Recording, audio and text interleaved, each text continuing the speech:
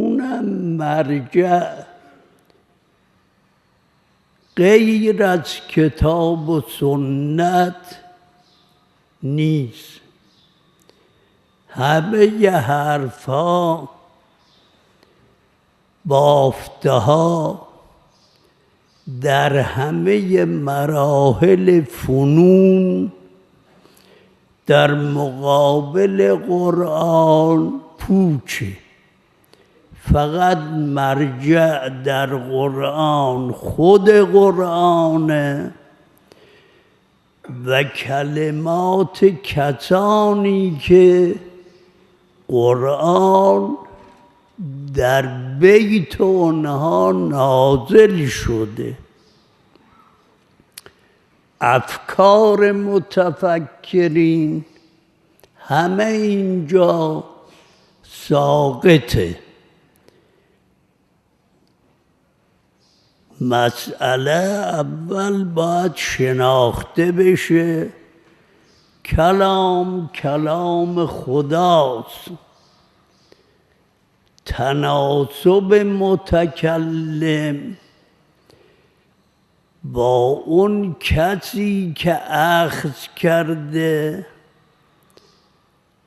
اون هم تفسیرش رو به عهده که گذاشته. اگر این مطالب فهمیده بشه، اون وقت فهمیده میشه که هیچ جنایتی از اول خلقت تا روز قیامت به قدر جنایت سقیفه بنی ساعده محقق نشده. چون اساره همه انبیا و مرسلین اینه.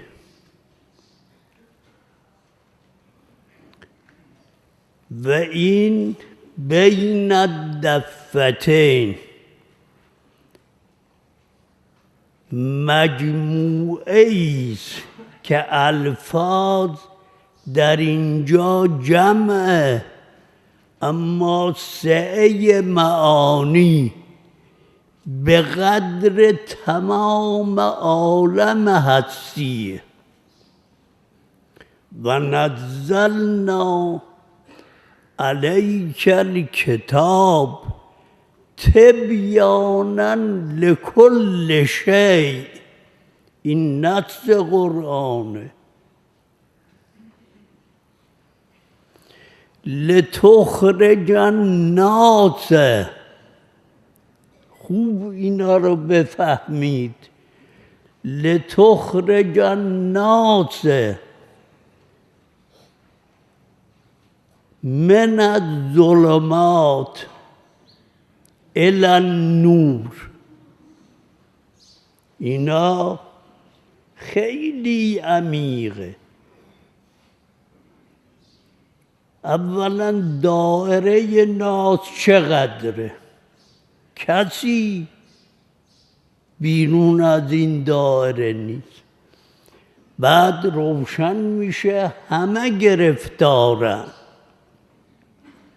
همه در ظلماتن. فیلسوف، عارف، افلاطون، ارسطو، اینا بحث نداره. ناسن یا نه؟ لتخرجه، پس معلوم میشه همه در ظلماتن. باید بیرون بیان. مخرج میخواد، وسیله اخراج میخواد. مخرج کیه؟ فقط یک نفره، دوم نداره. این خطاب به ابراهیم نیست، خوب بفهمید. او در این حد نیست. این خطاب به موسی نیست، به عیسی نیست. این خطاب به کسیه که وعلمک ما لم تکن تعلم و کان فضل الله علیک عظیما.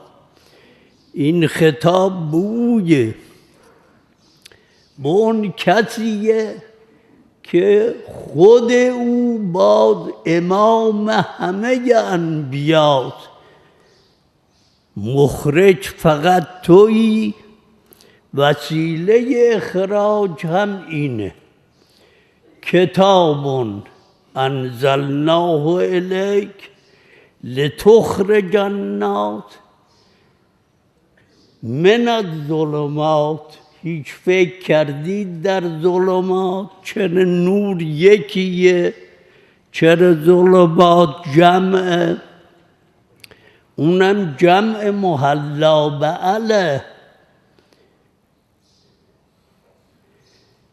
از همه ظلمات همه را وارد کنی در یک کلمه و اون نور. سرش اینه، ظلمت تعدد داره اما نور واحده.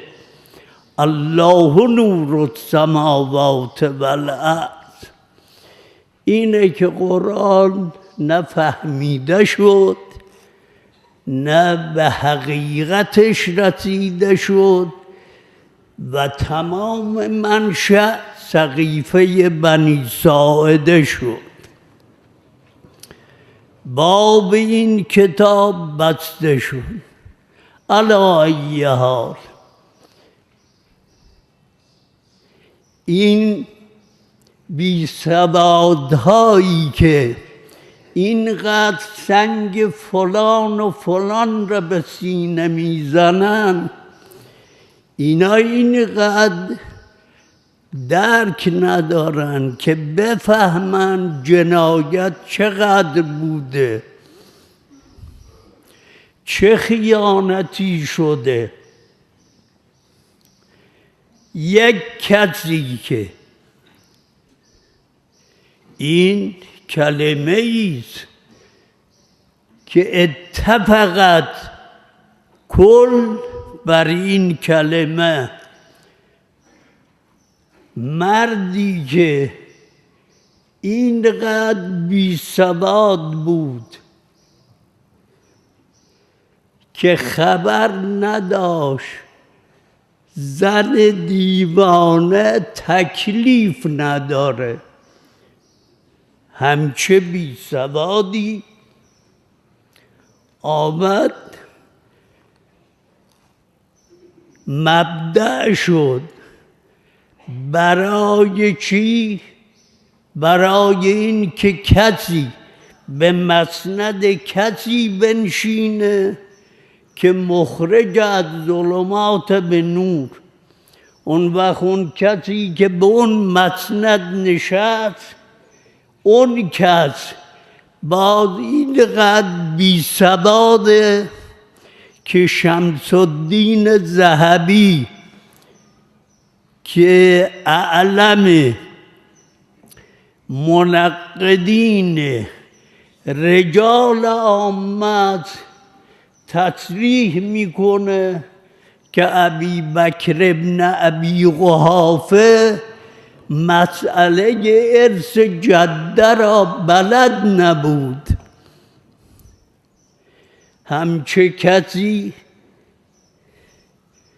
که از رمی مجنونه خبر نداشت، همچه کسی را که از ارث جده خبر نداشت آورد به جای کسی نشون که خدا درباره او میگوید لتخرج الناس من الظلمات الی النور. بعد بسته شد باب، همه عالم در ظلمات غرق، منشأ این دو نفرن. انشاءالله بقیه بحث هفته بعد.